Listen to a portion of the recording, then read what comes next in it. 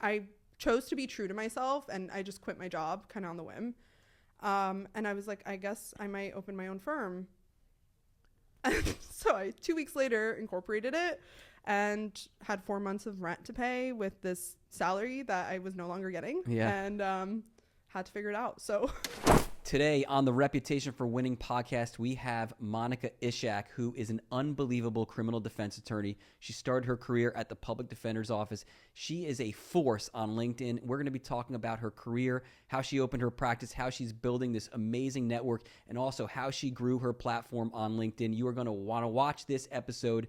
Also, make sure you follow us, subscribe to this channel, and make sure you hit that notification button so you get notifications every time we post a new video. 3, 2, 1, let's go!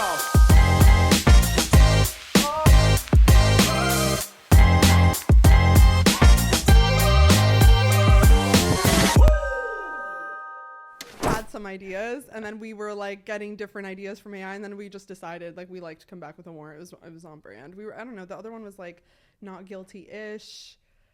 And then we also had to call the Florida bar because we were using it as a way to promote our firms. Got it. And so we wanted to make sure that like not guilty-ish wasn't something that was like going to basically guarantee a result. Okay. You know, there's certain rules that we have to follow with advertising. Sure. So they were like, that one is kind of risky. So then I think it led us to come back with a warrant. So I like that one. Yeah. And it like works so well with everything that we do. Like we drop merch and we have like the same style as the Antisocial Social Club shirts on the back. I don't know if you're familiar with that. No. It's pretty cool. It's like oversized tees and crop tops. On the back it says "Come back with a warrant," and then it has our little logo on the side. It's a great name. Yeah. You know what I mean? Yeah. I think so it's now like, we own it. We've trademarked it. You trademarked it too. Yeah. So nobody can take it because we got the doormats and it. Because we started merch and I was like, we can't sell merch without owning what's being said on the merch. Okay. So then that's why it ended up turning into a business because we had to trademark the name. Then we started doing the merch, and then we started doing networking events. And now I'm like, that is like you like, it's funny because you're like so far ahead of, it sounds like you're doing it quickly. Like it took me a long time to build that same type of, I guess, environment, right? That network. So like from your Come Back with a Warrant podcast, you've now created like a network of people that are following it, watching it, and then also come to events. Yeah. So send out merch. We did one event and we had 40 people come, and our goal was 25 people. So initially I was like, we should do it like every month. And Brandon was like, no, like that's too much. And it is because of the planning that goes into it. So we agreed once a quarter. But the reason why we got so much momentum so quickly is because we had signed with our studio a certain amount of episodes. So it forced us to be consistent because we were like, okay, we're recording this much. And so we batch created a bunch of content and like scheduled it out. Yeah. And so we drop an episode every week. And so I would post about it on LinkedIn, and then people would start engaging, and then they would like it. And then we were like, okay, let's do a newsletter. So we started doing a weekly newsletter where it's like a breakdown of the episode, what you can learn from this episode, like do's and don'ts and like things like that. Yeah. And then the merch idea came from like, we were trying to figure out if our credit card was working because we opened our shared bank account, all this stuff. Yeah. So we're like, okay, the credit card isn't going through with the studio. Let's order something online. So he's like, I'll order something with our logo on it. So he's like, let me get some mugs for us to use. Yeah. So he orders 3 mugs, and he's like, this is so cool. Like maybe we'll end up doing merch. And I was like, okay. And then like time passes, and I'm like, let's start. I'm like, what about the Antisocial? Like, and then we just start putting our brains together, and we just like feed off of each other's energy. Cause he's like, what about this? And I'm like, what about this? And then we're like, all right, let's do it. Cause I'm not the type to just sit on an idea at all. Yeah. So that's how that came to life. You know, it's so great. Like that's like what the best part about, I think, being like a business owner is, or just someone who is like into marketing and marketing themselves and doing things like that. It's like where you can have that creative thing. You sit down with the other person and you guys come up with these ideas. And in your case, I mean, Come Back with a Warrant is such a perfect name, especially because it just quickly conveys to whoever it is, like, we're talking about criminal defense, we're talking about criminal issues that are going to be coming up, and you're the expert in it. Exactly. You know? Yeah. And we have other people come on. Like we had like a crimmigration episode. We had an immigration attorney come and talk about like the intersection of the two areas of law, especially because right now it's like a hot topic. And so like, you know, also like kind of myth busting a little bit and things like that. So it's like super like important issues, but also like fun and interesting at the same time. Yeah. And then, and so let me get a dynamic here. So the person that you're doing it with, he was a former prosecutor.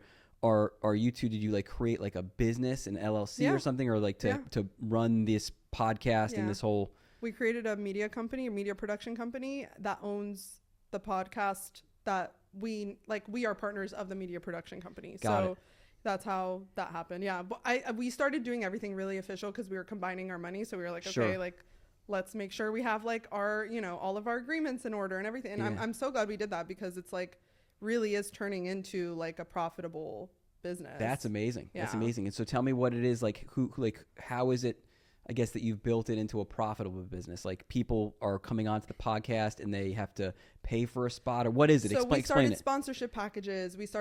Obviously aside from the networking events, people have to pay to come to those just because, it's expensive. I know. Yeah. We do like drinks, all the things. But aside from that and the merch, we are doing sponsorship packages to come on the podcast. It's really more so like if we find it that it like there's a topic that we need to discuss and that someone would be like great for, or whatever.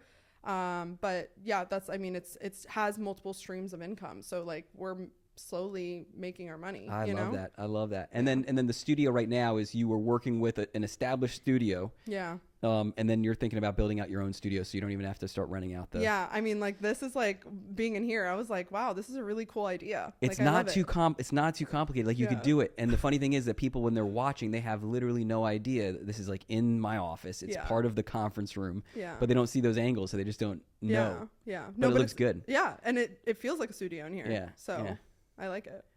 I know. It's all the lighting and stuff. And yeah, it's cool. So how did you get into criminal defense work? Like what was it that drove you to decide to do criminal defense? So it's kind of an embarrassing story. Not embarrassing, but like I guess wonky. I feel like people usually have a very personal story, and I kind of do. But I started college doing pre-med, and that's because my family, they immigrated from Egypt, and their background is medical.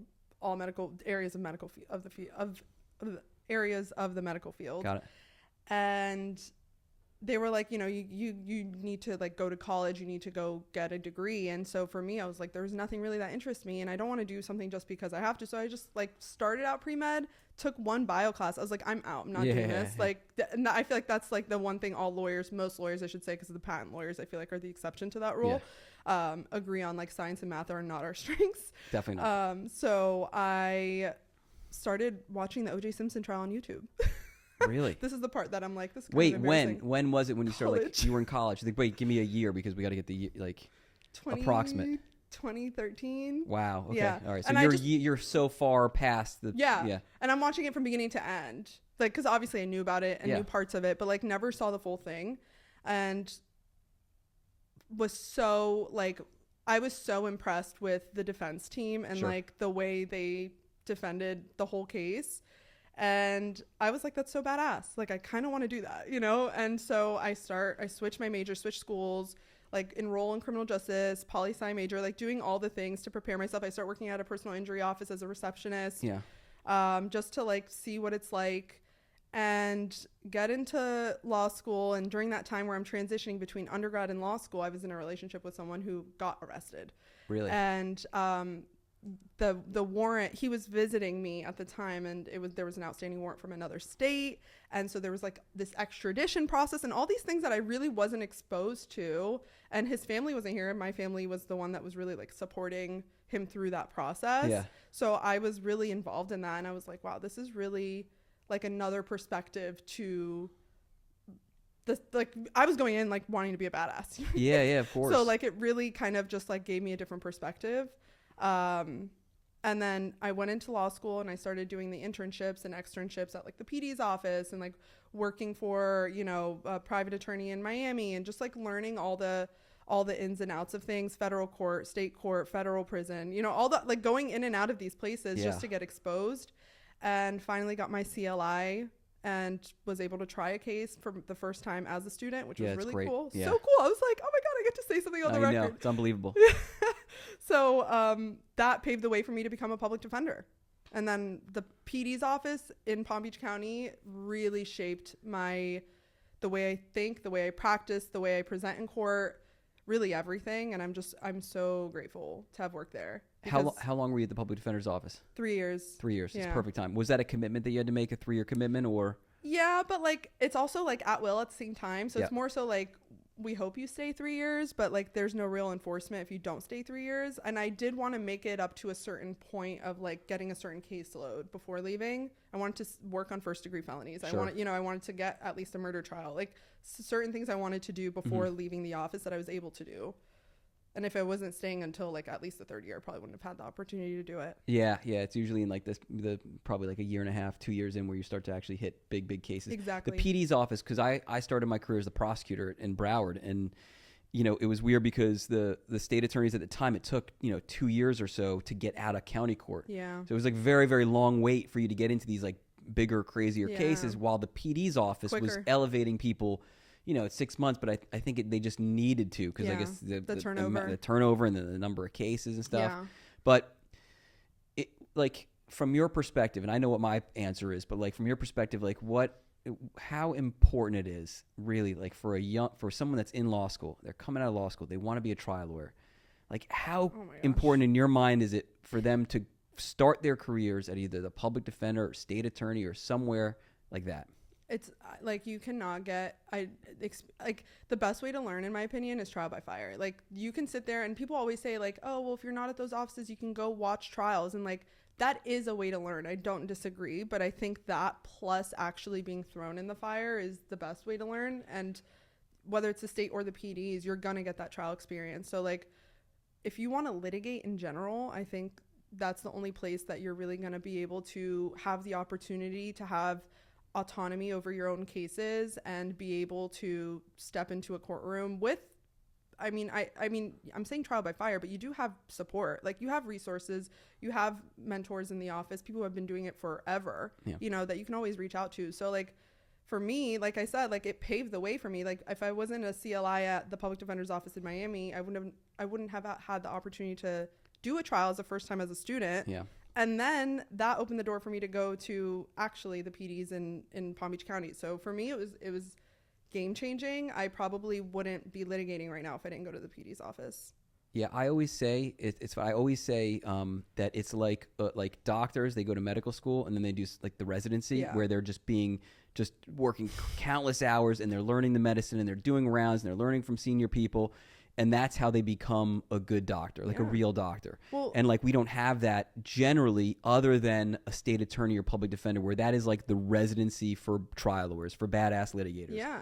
And that's just how, that's my feeling, my experience. And I feel like the thing is like you have the reason why it's also to me in my head comparable to residency, like you're saying, you have the flexibility to kind of be in your mid 20s or your late 20s. If you go kind of the traditional route and you don't take a break or it's not your second career, you can really be flexible with like getting paid less and like bearing the grunt of the work for a few years. You know what I mean? Like that is the time to put in your work and like learn. So that way, when you go out into the world, you can actually feel equipped. Like I can handle this, because I went from, I mean, I'm not going to say that I was like the best civil litigator, but I went from criminal defense to insurance defense, and I tried a civil case for the first time. But although I didn't necessarily was an expert on the subject matter itself, the trial part, that part wasn't stressful for me. Because why? Because I had done it not a million, but so many times before that leading up to that point, the stress wasn't jury selection. You know what I mean? It was,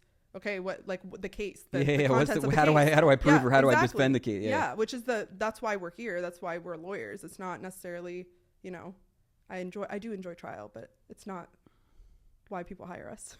Yeah, no, you want to get them the best deal, or get them, get it acquitted or get it not guilty, or even before that, you want to get that thing dismissed before you ever see a courtroom. Yeah, exactly.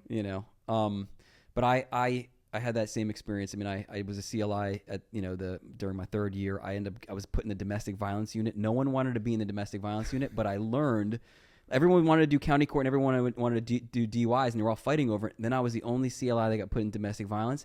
But because it's like a he said, she said, and like it's so contentious, I tried 6 jury trials as a CLI. I lost every one of them. I was not guilty left and right, but I was having a blast because I'm in there.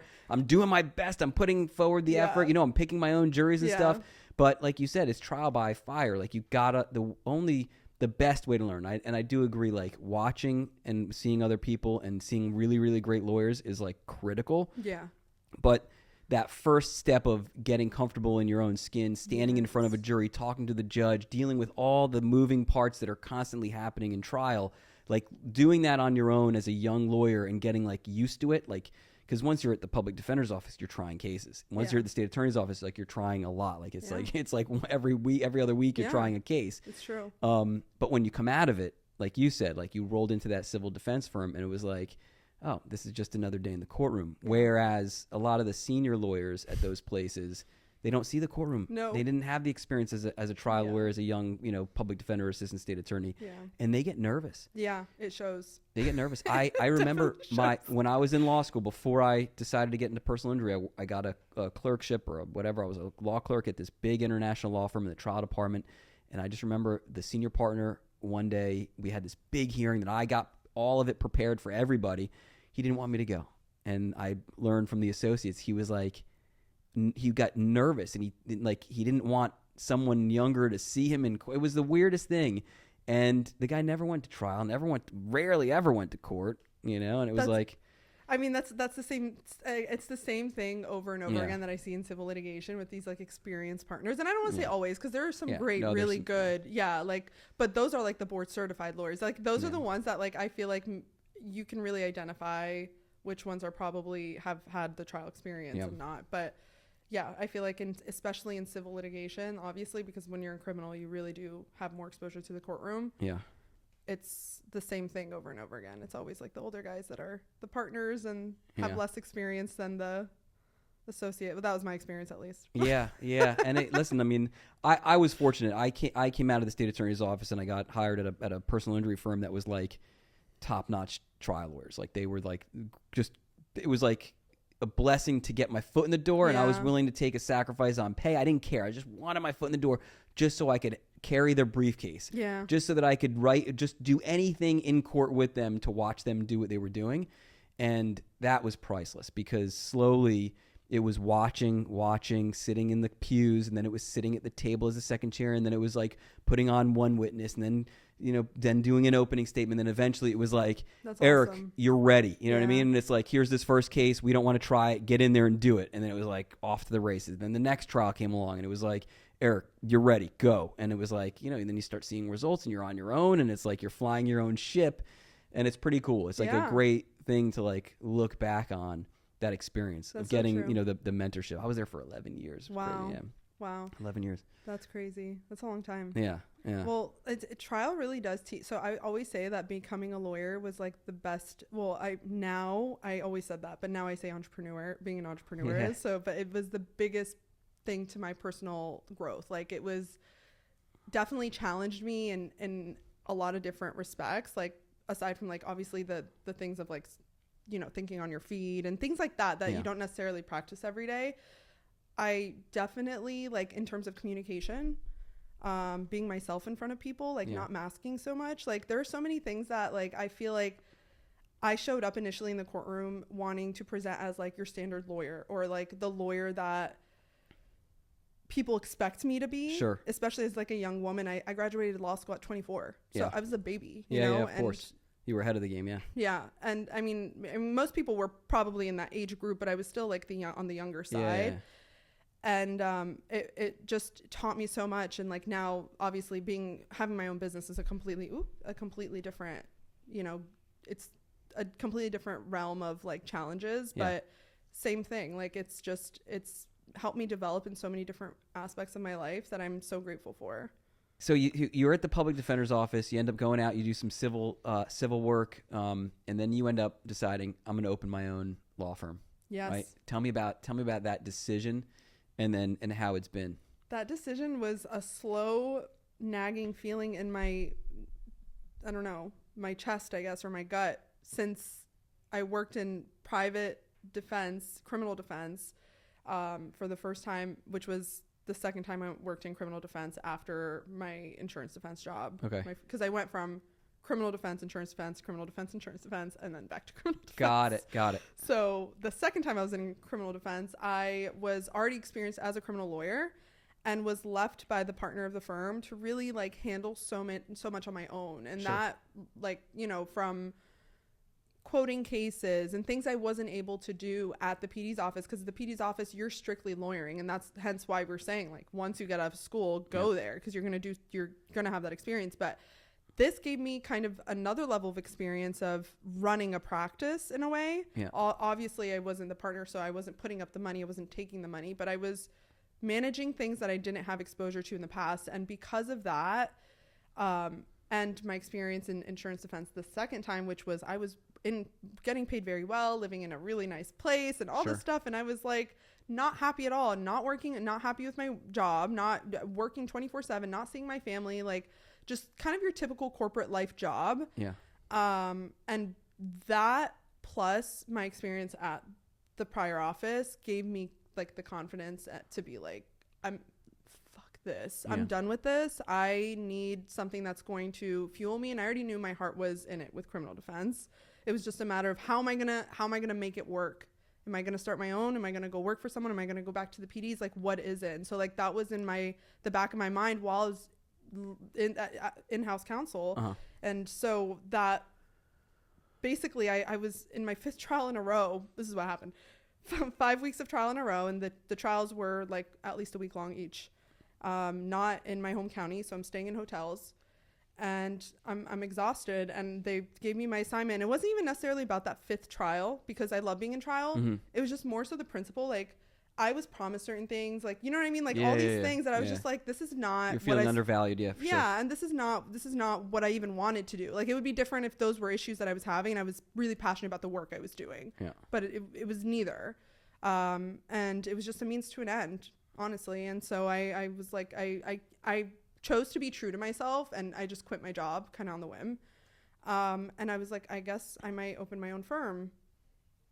And so I 2 weeks later incorporated it and had 4 months of rent to pay with this salary that I was no longer getting. And had to figure it out. So that's usually the best way, because it's either you sink or you swim. Trial by fire. Yes. Trial lawyers are resourceful like that, and we're risk takers. And risk, it's like our entire lives are risk. Yes.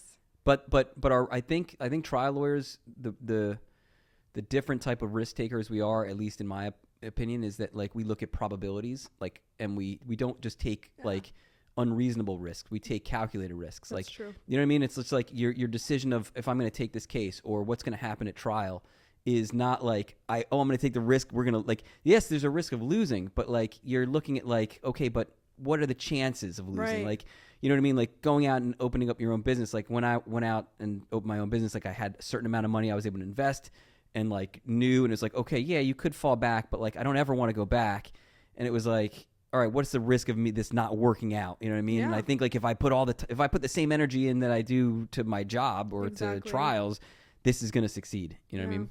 Well, also I was like, if this doesn't succeed, the worst case scenario is that I have a bunch of trial experience and nobody's going to want, like, I found it so hard to believe that nobody would want to hire me. Yeah, I mean, not to say that I'm like the best lawyer, ever, but no, you're I forget what the word is, not marketable, but like employable. Yeah. Like I didn't feel like that would you're marketable. Yeah. You know? So I was like, you know what? I this is a risk I'm willing to take, and I'm betting on myself. So when was it? When did you make the jump? 2024. Wow. March so 2024. You're out it's 2 years now. Yeah.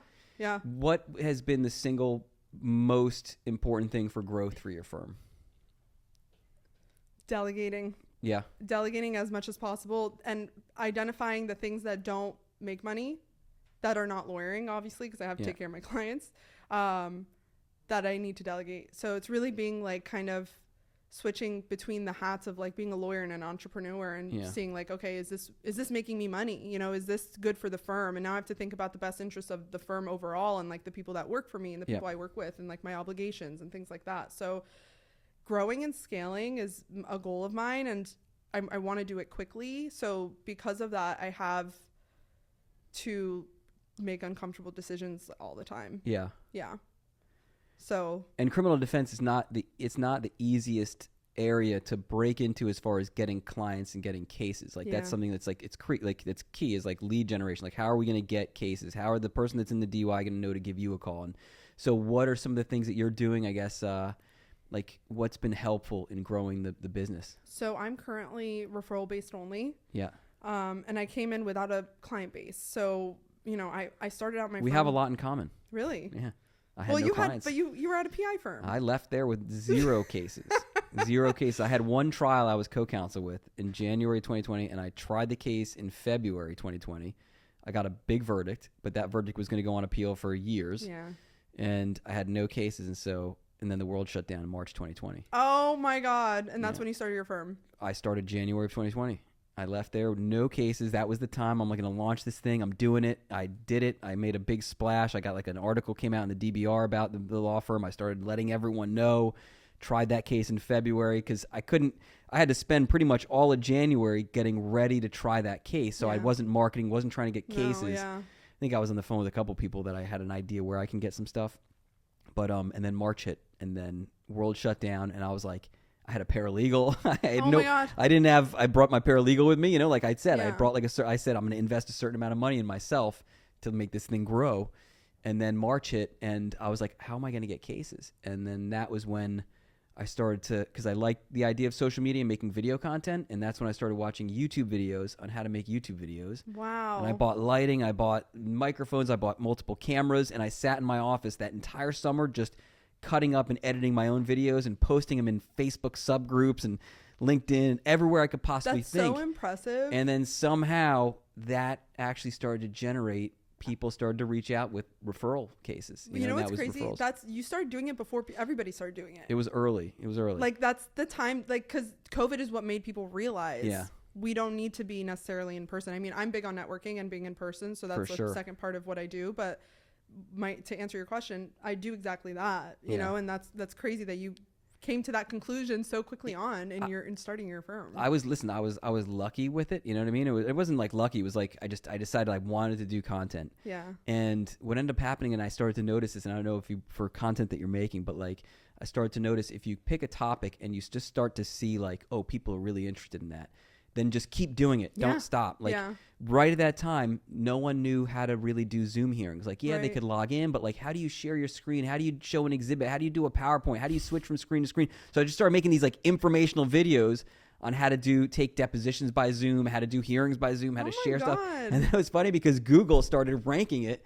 So like if you were to type in like Zoom deposition exhibit, which people were looking, my videos were like the very top, you know, and you were like helping. It's like the evolution of everything. Like you were definitely, I guess a pioneer. No, I wasn't a pioneer. No, like actually, that's so cool. But I think like whenever you're like, and with your podcast too, it's like just providing useful information for free. Value. People love it. You add value. That's it. You got to constantly look at how can I add value to the other person. Yeah. And I think that will come back in dividends. But you got to really come up with this selfless idea of how do I just give that information away, and then spend the time doing it. It's a lot of time. So much time. And it's exhausting. Honestly, I started out not wanting to do content, unlike you. I was like, I don't want to do this. I don't want to be in front of the camera. And what happened, initially I didn't have cases, and the public defender's office gave me a contract to be a special assistant public defender. So I had my first 40 cases were PD clients, and I was getting paid like $400 a case. But still it's the start. I was like, cool, my first 40 cases. So and it was nice because I'm like, okay, I'm still connected to the office, but I'm not working for them, and I can still be on my own. So that was cool, and that got me in the courtroom, and I started seeing people again, and they were like, oh, you're back in criminal defense, because I was in and out. So people are like, getting whiplash. And so, long story short, there was this guy who ended up becoming my like social media manager. He approached me and he was like, you need to start doing content.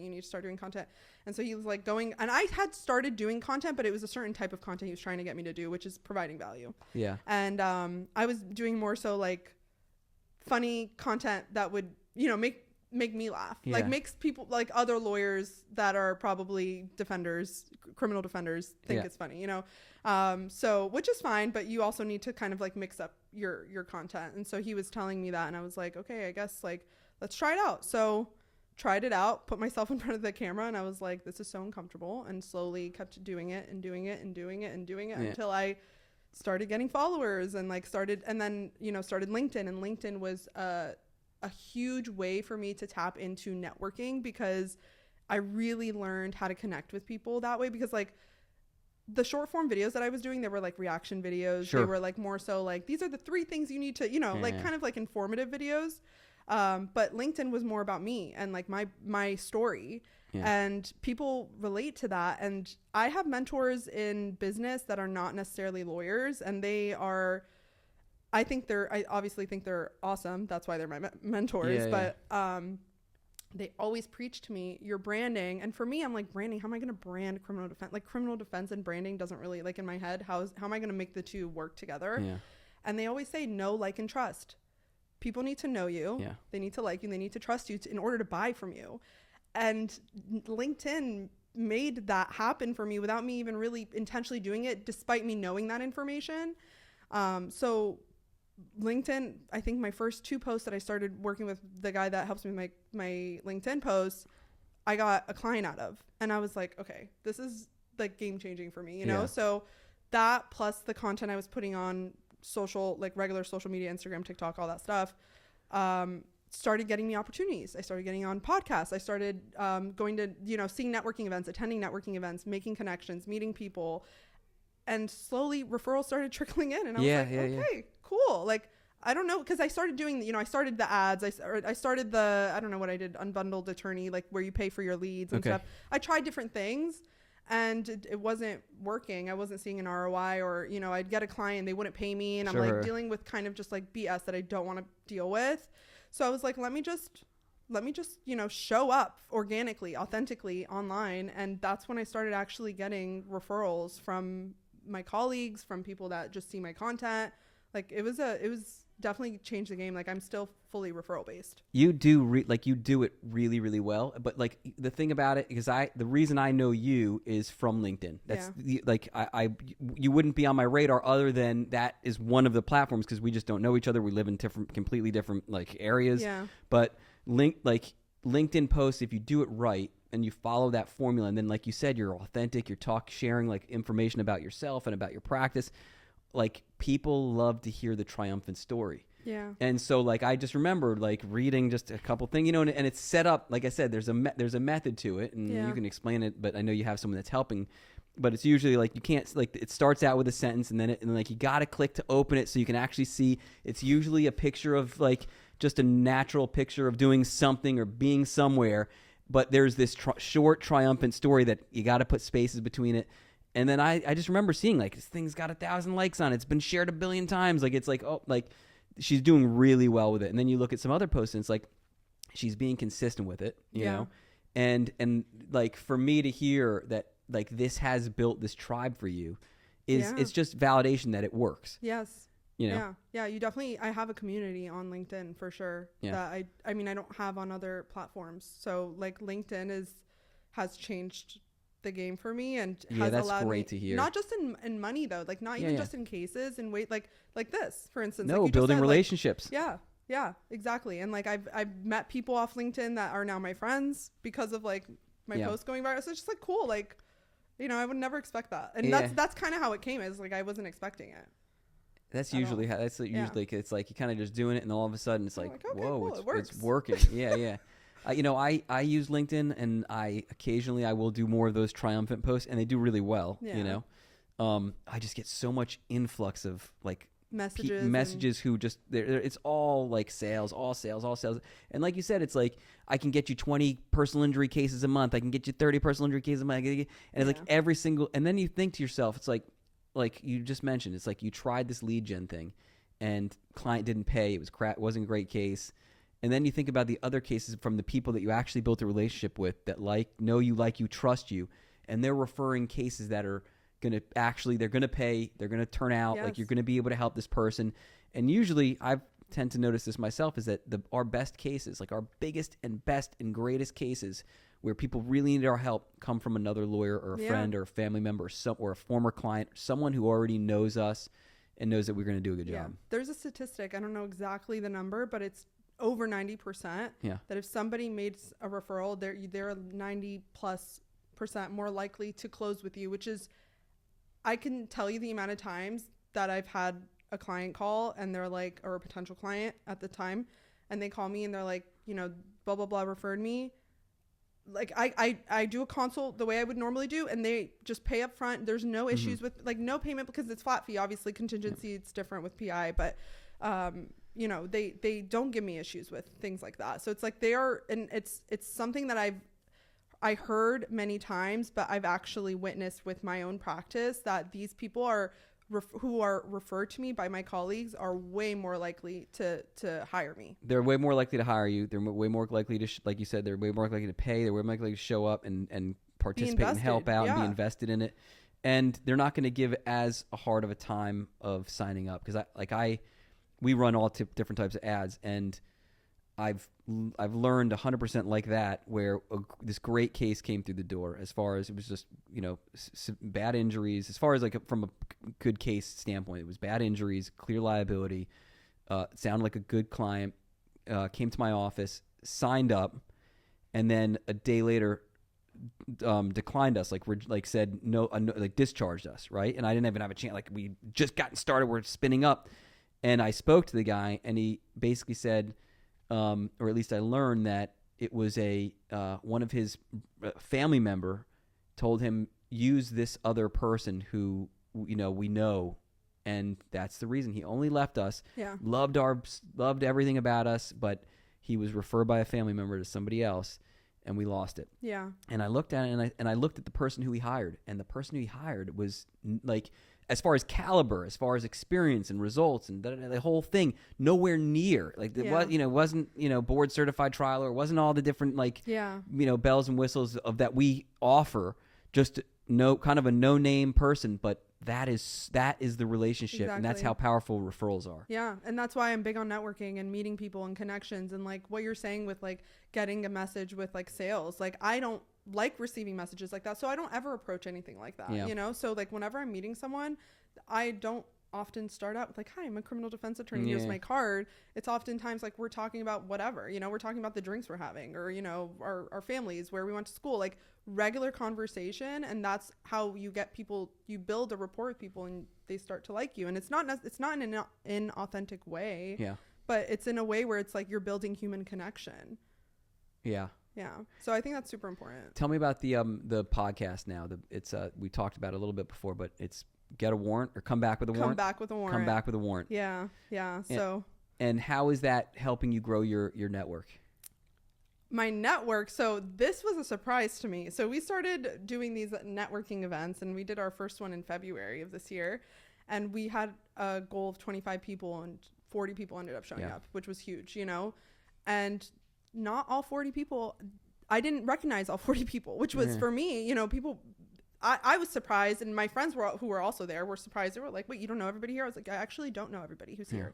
And made connections there because I was able to, I guess, marry the audience with like an in-person type of event where we can actually connect. And a lot of people were professionals, like not necessarily lawyers, but like, certified financial planners and like people who work in the banking industry, like so many different areas of insurance agents, like things like that. And I'm like, it's so crazy. Like people who are nearby are listening to our podcast and showing up to our networking event. This is our first one.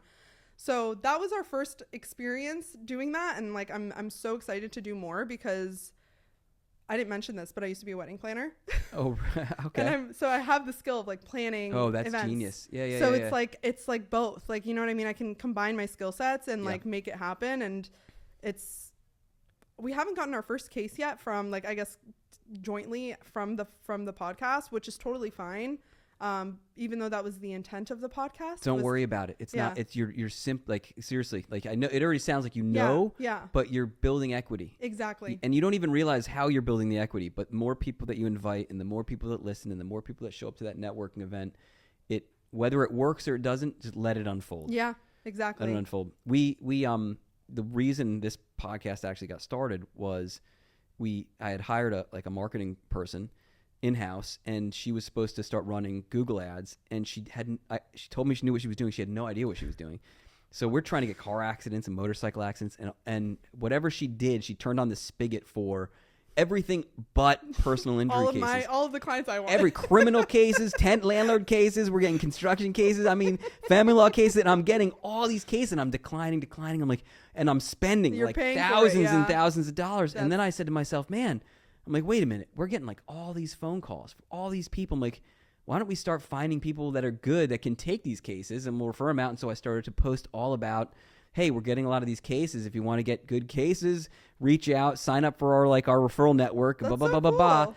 And so we ended up building this huge base of like this referral network. Yeah. And then from there, it was like, why don't we just start like, let's interview some of these people. They're great lawyers. Like we got great lawyers that are on LinkedIn. They're on Instagram. They're influencers. And Yeah. so we just started to build relationships and talk and have a nice time. And then that turned into networking events and dinners and stuff. And it's so funny because there's this like core group of people, and I just love kind of having it grow and grow.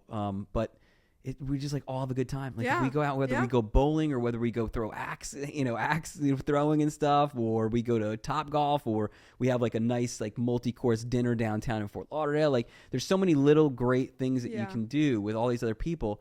And it's like this network, like when those cases come in, I know, oh, I can call up Scott, or I can call up this person, or I can call up Marla, or whoever it is. You know what I mean? It's like they're there. Yeah. You know. Yeah. And that to me is like built, and that's the fun part of business. You know what I mean? It's like if you're gonna be in business, you're gonna be an entrepreneur. Like at least enjoy, like, and have fun. What you're doing. It allows for an outlet, because otherwise, if we were employed for other people, we would not have this opportunity. So it's definitely like allows us to like have our creative juices flowing, because I mean, I don't want to say being a lawyer doesn't allow for that, because it does sometimes, but it's just a different muscle that you're working. So it's definitely different. a lot of fun. It's different. I have the lawyers in my office are awesome, and I encourage them and I support them, and I also I will pay if they want to have an event for their networking group, like their team, that. And then if anything that we're doing, I want them to invite their friends and whoever it is, because I really want them to be able to become their own Rainmakers if they want, you know what I mean? And I think it's beneficial for everybody. Yeah, you know? I was just gonna say, for each individual person to grow their own practice. Exactly. And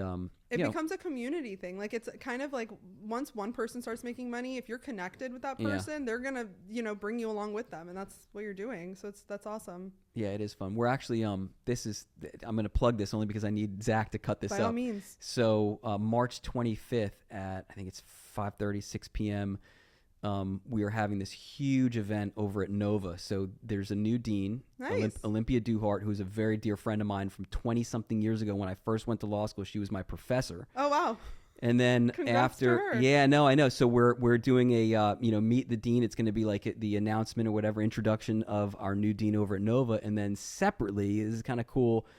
I try to remain humble about it, okay? And it's like it's a weird scenario, but after a lot of years and a lot of success in trial and really wanting to give back to Nova, I ended up providing a big contribution to them, and we've named one of the alumni courtroom as the Eric S. Rosen Trial Advocacy Courtroom. That's so cool. And so we're gonna be we're cutting the ribbon and stuff. Congrats, that's yeah, awesome. no, I really appreciate it, but it's really, really exciting because it's just a place where I want like the future generation of lawyers to get in there in a place that's like safe, and they can take risks and they can try new things, and they don't have to worry and fear like that they're going to make a mistake. It's okay to get in there and have fun and stand on their feet and feel that adrenaline and practice, because the best way for you to become a great trial lawyer is you got to practice, and you got to do it over and over in repetition, going to the public defenders or staying in an alumni courtroom. And so I'm excited. So we're having that event, and we got over like 120 people have already RSVP'd. So I'm really excited. It's going to be a great event. You got to send me the info. I will, and I'm going to leave the link in the bio so someone can click on it and join, but you're welcome to come. I would love to have you there. If I can make it, I will. Absolutely. Yeah, it's going to be great. So anyways, cool. That was my plug for our event. But that's part of, and I noticed like our network, like our group, our networking event, like so many of them already signed up, and it's that's awesome. Yeah. They're like willing to support you. Yeah. Well, I mean, that's the thing. It's like all those people came to support us at our event, and I was like, that's so crazy that we have like these are our listeners. Yeah. So it's very it's great that you have listeners. See, like I have been trying to build this thing. And what's funny is like you sound like you're ahead of it. Are you putting it on Spotify? Are you putting it out there on YouTube, Apple Podcasts, and we're consistent. So we're in the top 10% global. Like we're ranked top 10% globally for podcasts because of how consistent we are. because we really hit the ground running because of the amount of like, I guess, packages we purchased from this podcast studio, and we were just obligated by it. So it ended up working in our favor. And are they the ones that were posting it on YouTube, LinkedIn, or YouTube and the and Spotify? Yeah. So it was funny because we were doing this, and it was always long form YouTube, and then we would cut up probably 5 or 6 short videos just to throw on Instagram and TikTok.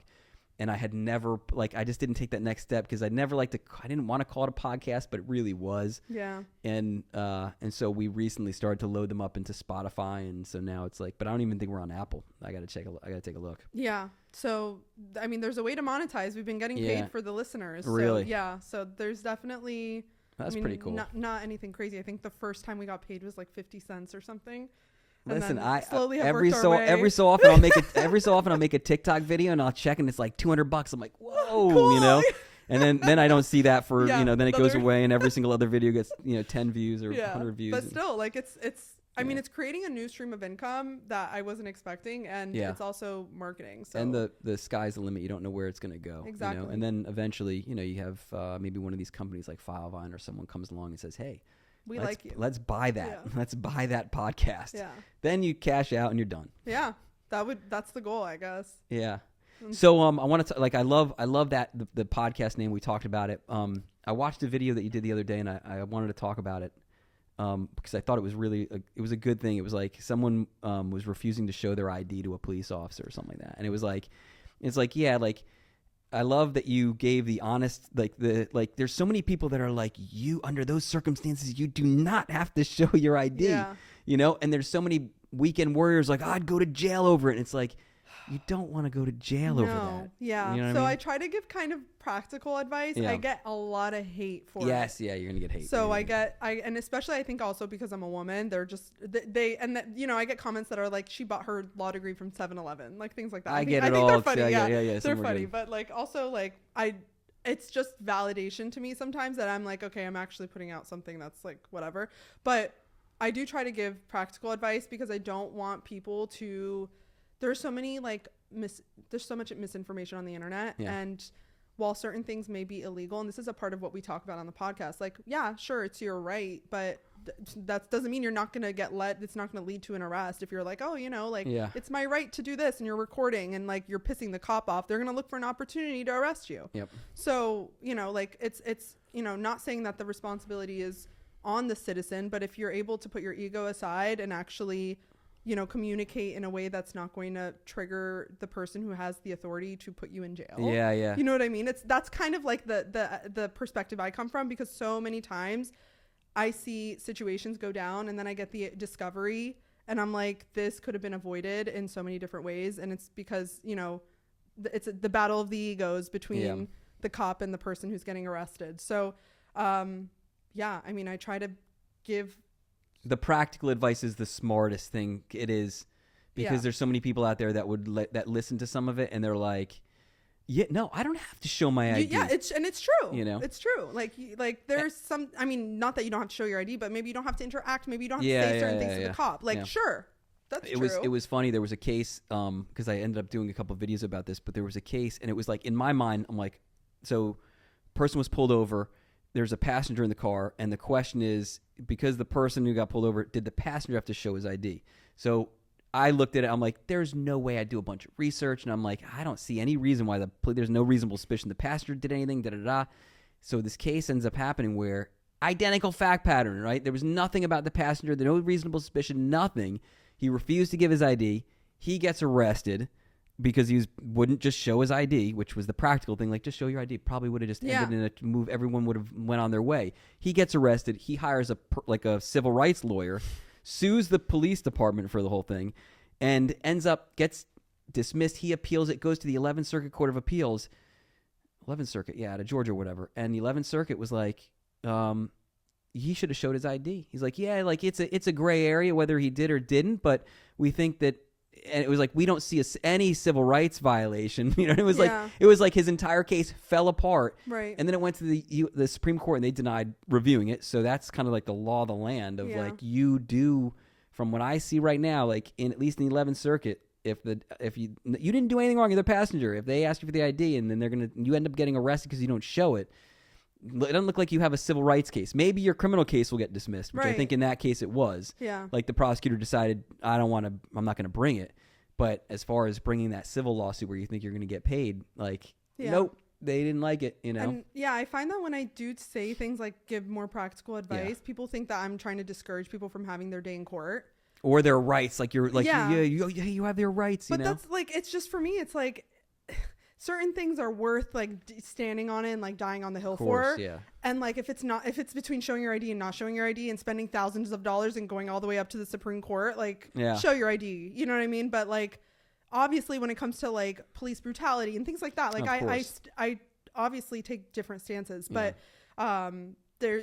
people are so quick to say whatever they want to say online, you know. DUIs are funny too, aren't they? DUIs in Florida, like in the law is like it's somewhat favorable. Like I think like the refusals and stuff, but it's such a catch-22, especially for like a lawyer if you're making content. You know, it's like people always want to know: do you refuse to take the breath test? Do you refuse to do the field sobriety? And I know that if both of those are like from a prosecutor standpoint, if both of them are refused, they're very hard cases to prove. If like you kept your mouth shut, you didn't do anything, but at the same time you lost your license for a period of time, like maybe you get the hardship license, like it's really depends on like where your values lie, honestly. Yeah, but they actually just changed the law in Florida. Tell me what they changed it to. I want to know. So before the law was if it's your first time refusal, it's not a crime, but if it's a second time, it's considered a crime. Okay.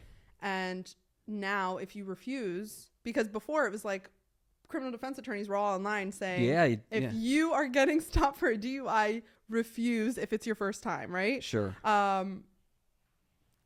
First time DUI refusals are now a crime. Wow. So now it's like, you know, and that's all the state has to prove is that the cop had probable cause for DUI. Got it. So if they smelled the breath, bloodshot, glassy eyes, exactly. you said something, you were coming from a bar or whatever. Yeah.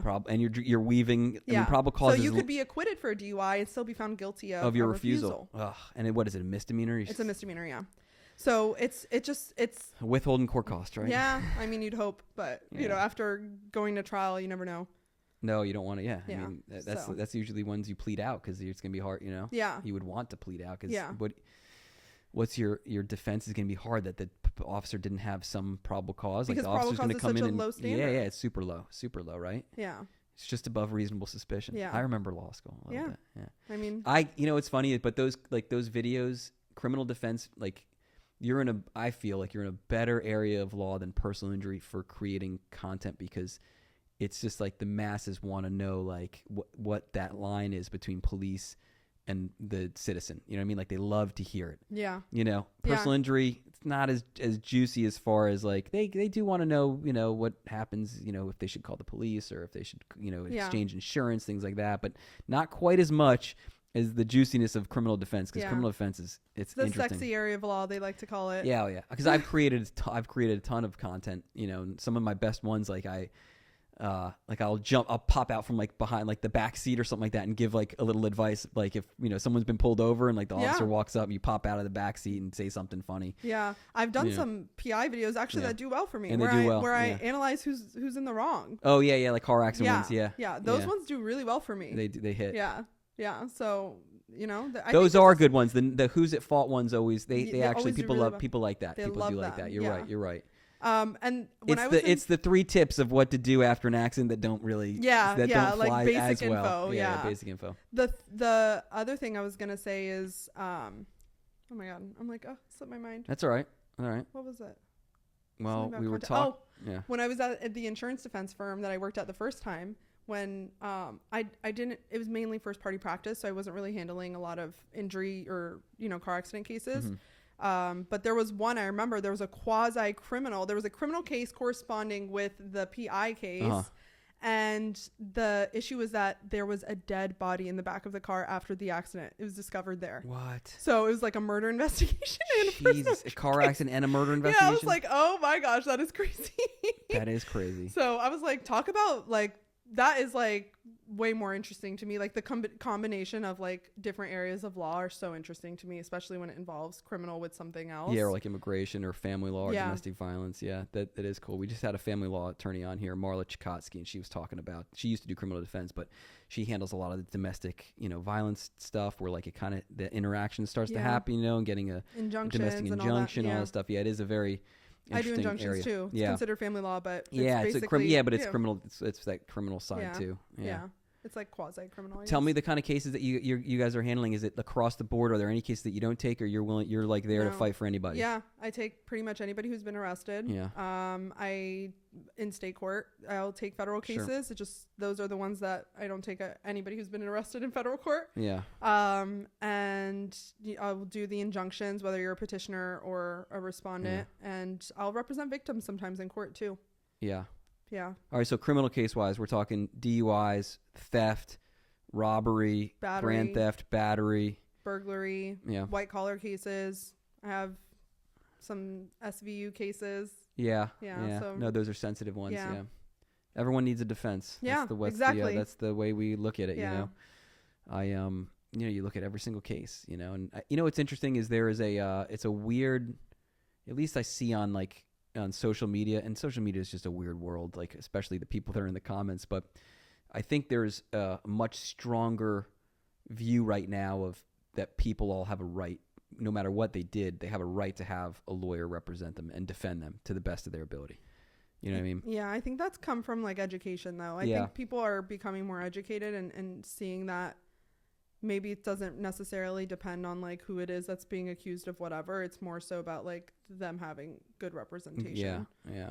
So, but there are some people that, they'll comment and be like, if somebody, they deserve the death penalty because they, did this and whatever. And I'm just like, that's not even close to what the law is, but it's okay. Yeah. No, I know. It is way more complex than people think. Exactly. How do people get in touch with you if they want to reach out, if they have a criminal case, or if they want to be on the podcast, or they want to join your network? How do people get in touch with you? I am very easy to find online. My handle is lawyer.monica, and my law office is called the Ishak Law Firm, and we're based in West Palm. Okay. So people can reach us at our phone number. I don't know if I should drop. Go ahead, drop your phone number if you want. 561-316-8433, and lawyer.monica on all social media platforms. But if you Google my name, Monica Ishak, I'm not hard to find at all. Yeah. You rise the ranks. But there is also another Monica Ishak though, I think. In Texas. There is another Ishak. Am I saying that right? Yes. Okay. But you're saying in this area?